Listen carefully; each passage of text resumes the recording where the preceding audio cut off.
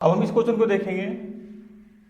इस आकृति में दिया हुआ है कि AC बराबर AE है, यानी ये भुजा AC बराबर AE दिया हुआ है, यानी जितना ये है उतना ये भी है, और AB बराबर AD दिया हुआ है, यानी ये भुजा है AB और AD ये दोनों बराबर है।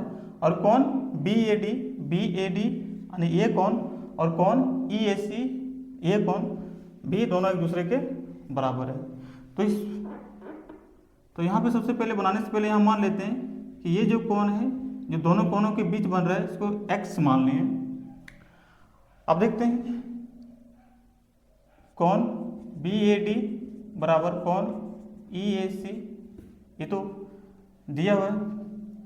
यदि हम इस कोण BAD में कोण x को जोड़ दें और कोण EAC में कोण x को जोड़ दें, कोण BAD यानी इस कोण में हम इस कोण x को भी जोड़ देंगे तो हमारा कोण BAC बन जाएगा, और EAC कोण में x को भी जोड़ देंगे तो EAD कोण बनेगा। यानी कि इन दोनों कोणों का जो सम होगा ये कोण BAC होगा, और इन दोनों कोणों का जो सम होगा ये कोण EAD होगा। इसको इक्वेशन 1 मान लें। अब दोनों त्रिभुज लेंगे, त्रिभुज BAC और त्रिभुज EAD में, त्रिभुज BAC तथा त्रिभुज BAD में देखते हैं। दोनों त्रिभुज को सबसे पहले सर्वांकन करते हैं।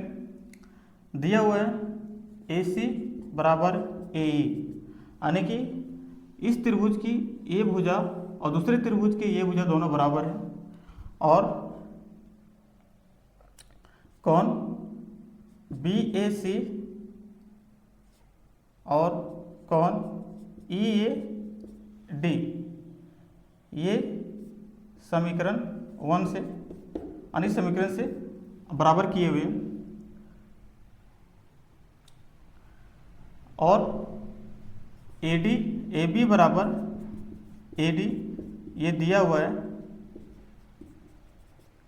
AB बराबर AD दिया हुआ है, तो हम कह सकते हैं कि SAS सर्वांग समता से त्रिभुज BAC सर्वांगसम है त्रिभुज BAD के। तो अतः यदि दो त्रिभुज सर्वांगसम होते हैं तो CPCT नियम से BC बराबर हो जाएगा DC।